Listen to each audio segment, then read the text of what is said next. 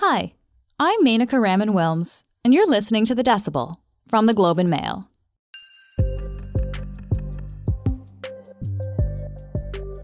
When it comes to climate change, emissions from the vehicles we drive are a huge part of the problem. We've reached a deal with Stellantis to make this Windsor plant and the one in Brampton global leaders on building electric vehicles.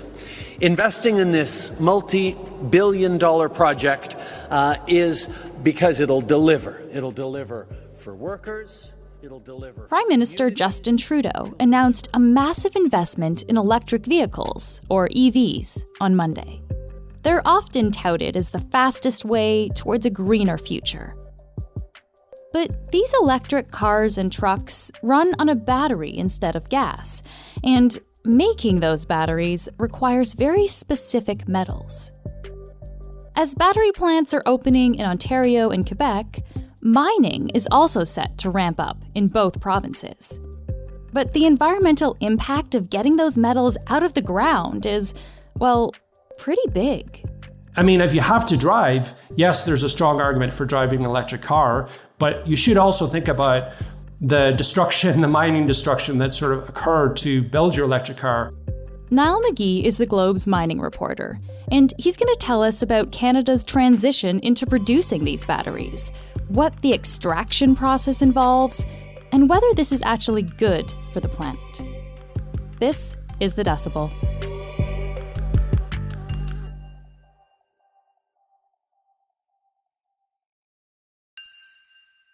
Niall, it's great to virtually meet you, and thanks for being on the show. Yeah, absolutely. Yeah, great to meet you. I love this show. I mean, you're doing a great job. Great job. Oh, thank you. That's always nice to hear. I appreciate that. The federal government is really betting big on electric vehicles, it seems, when it comes to helping us hit our greenhouse gas emissions target. They recently set a target of having all new vehicles sold by 2040 to be EVs, electric vehicles. So clearly, we're going to need to build a lot of EVs. What's something that people don't know about the process of building an electric vehicle that they should know?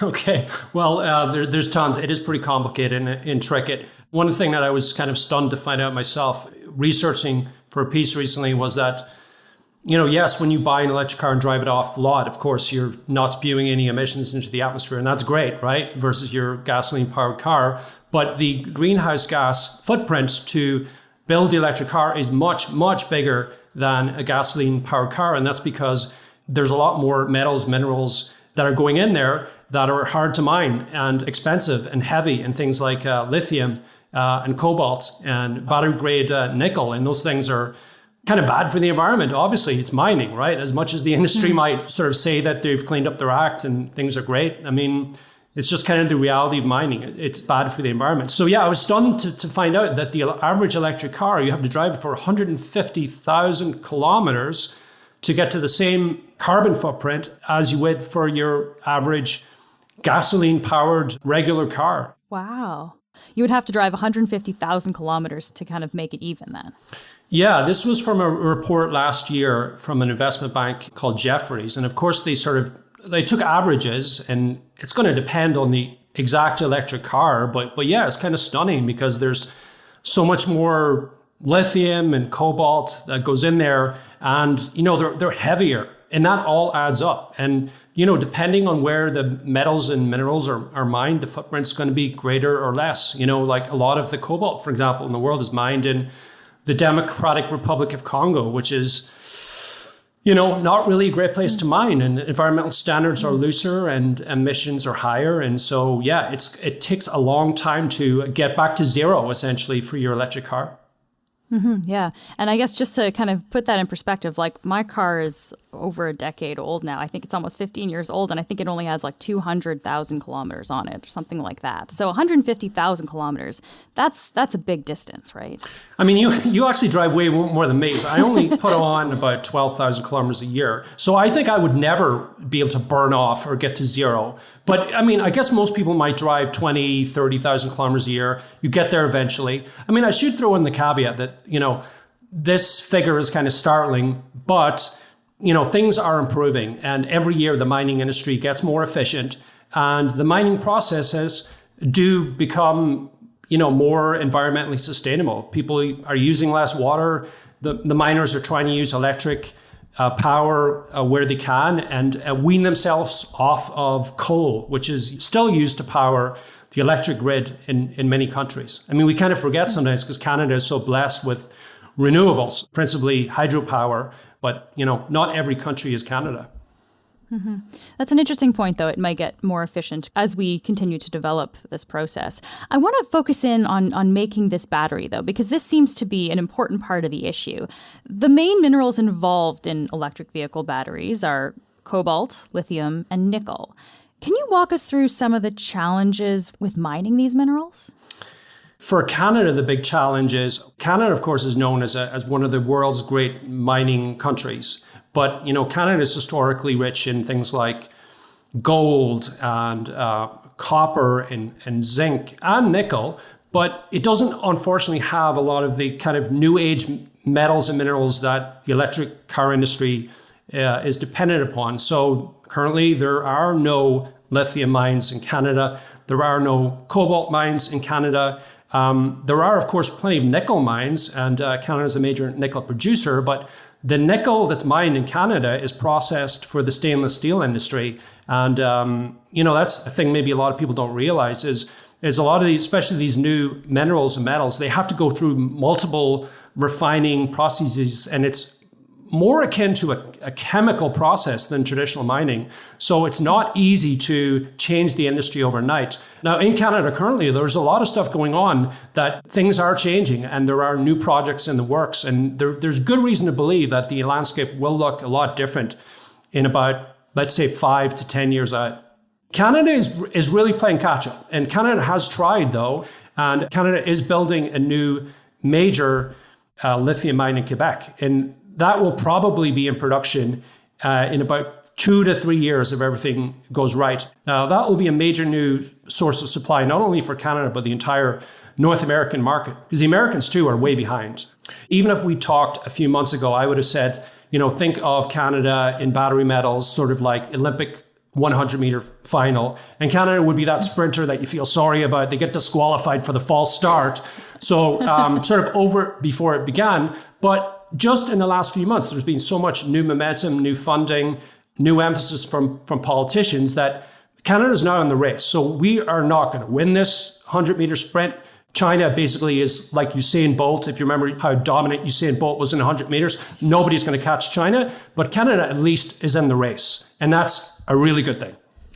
We're talking about Canada here. I guess where else in the world then are these minerals mined? If we want to look at cobalt, which is one of the key minerals, an astounding 70% of the cobalt is mined in the DRC. Which is the Democratic Republic of Congo. Yeah, and it's mined as a byproduct of other kind of mining, such as copper mining.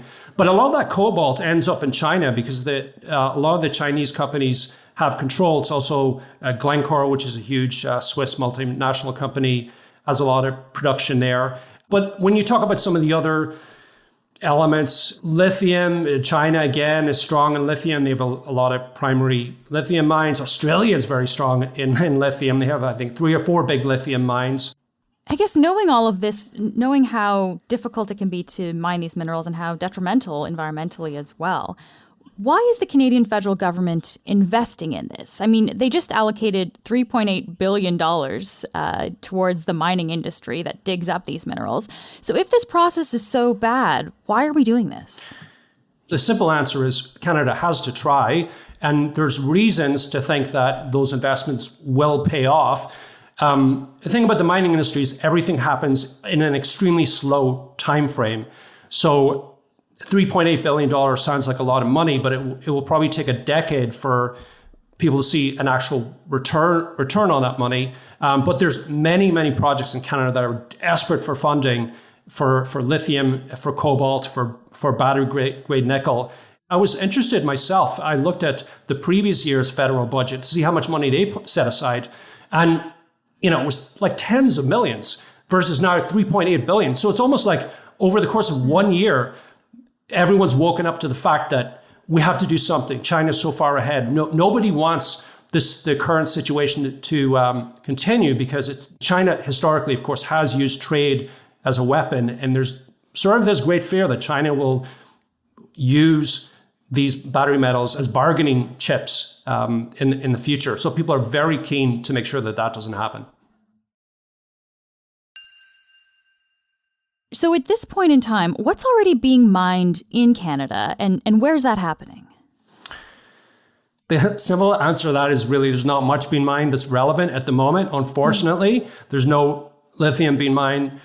There's a little bit of cobalt being mined, but it's almost too minuscule to mention. And there's really no battery grade nickel being mined either. Now, the thing that's closest to start fruition is battery grade nickel. And Vale, which is a Brazilian company, is studying basically when and where it will build a nickel processing plant. And it looks pretty certain that this is going to happen. And when this happens, this will be a huge deal for the battery metals industry, because for the first time, you're going to have a plant in Canada that's processing battery grade nickel. And in Northern Ontario, I know we talked a little bit about steel in Northern Ontario. We also hear about the Ring of Fire. What is that and what's the potential there? Yeah, so the Ring of Fire. Yeah, so there's a lot of mythology attached to the Ring of Fire. I mean, very simply what the Ring of Fire is it's a very early stage minerals discovery in Northern Ontario. So this is deeply remote bush, about 550 kilometers north of Thunder Bay. And in 2006, there was a major discovery of nickel and chrome. So currently, the hope is that the nickel in the Ring of Fire can be mined at a profit. Now, there's huge hurdles over whether that actually happens, mainly because there's no infrastructure up there and it's hugely expensive. But there is hope that the ring will be developed. And there's also hope that the governments, both levels of government, will put in much needed funding to move the Ring of Fire along. So from your point of view as the mining reporter for the Globe and Mail, the main challenges to kind of building up this sector, infrastructure and funding, would you say it kind of hinges on those things? Well, those for sure are two big ones. Having the right to mine is much harder in 2022 than it was even 5 years ago. Why is that? Well, because rightly so, indigenous populations, for example, are being given much more say in what happens to the land which they have territorial rights over. So in the Ring of Fire, for example, there's, I think it's 9 to 12 First Nation groups that need to be consulted and basically need to be on board before development occurs. So the study hasn't actually started yet. They've just taken 2 years to go, well, okay, we'll do this, you do that. So it sounds like there's not a lot going on right now, as you say, but people must think that this kind of production, this kind of mining in Canada could be big. So is there the potential there, I guess, that you see for this actually to be a substantial industry?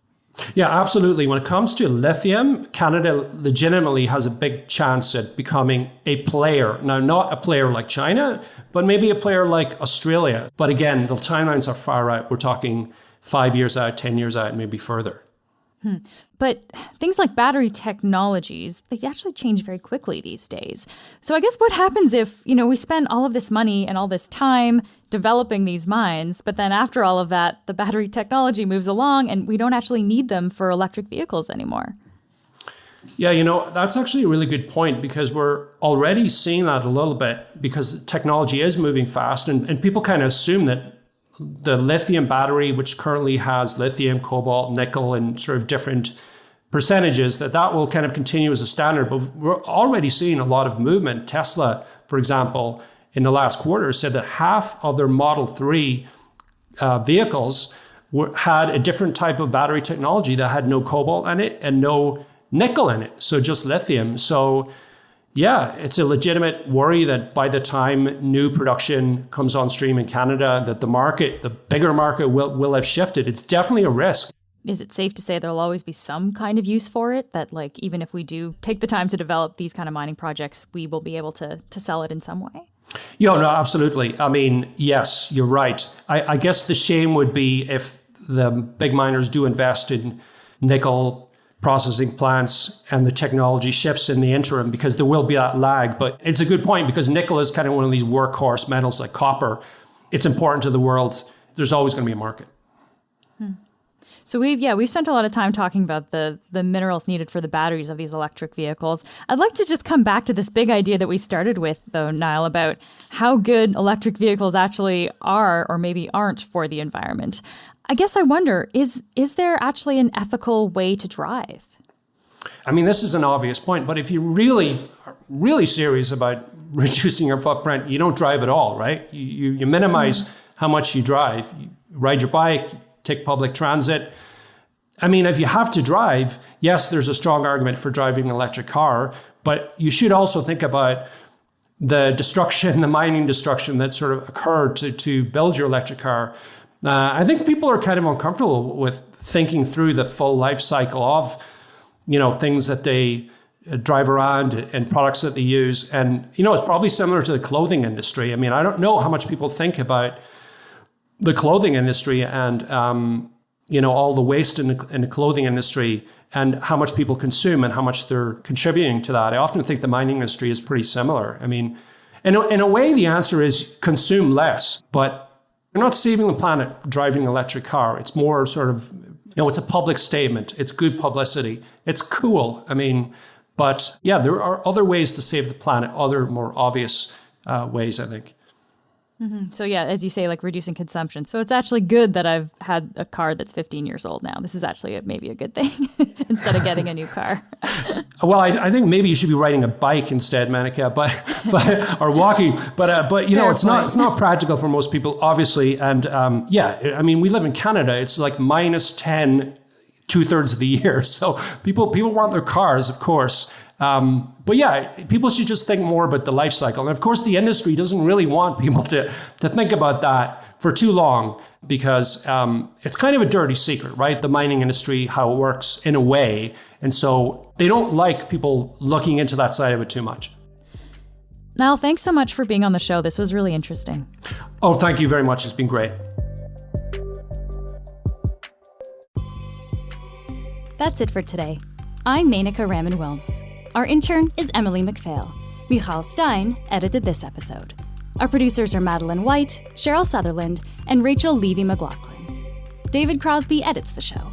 Kasia Mihailovich is our senior producer, and Angela Pacenza is our executive editor. Thanks so much for listening, and I'll talk to you tomorrow.